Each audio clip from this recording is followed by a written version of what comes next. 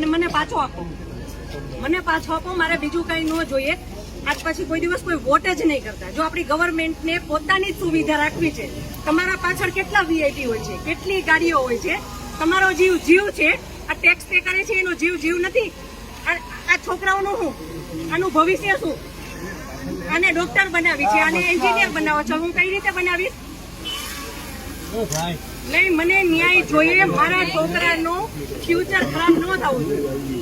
આટલા વર્ષની સર્વિસમાં એને ટેક્સ તમે કટ કરીને તમે સેલરી આપો છો ને, અને ઉપર જતા અમે કઈ પણ વસ્તુ ખરીદીએ છીએ, ક્યાંય જઈએ છીએ, ફરીથી ટોલ ટેક્સ, બધા ટેક્સ તમે અમારી પાસેથી લ્યો છો.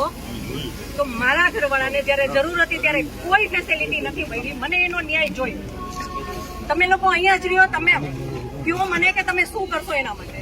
આ એક નહીં, આના જેવા જેટલા ભાઈઓ બધા નિર્દોષ હતા, બધાને આવડા છોકરા હતા.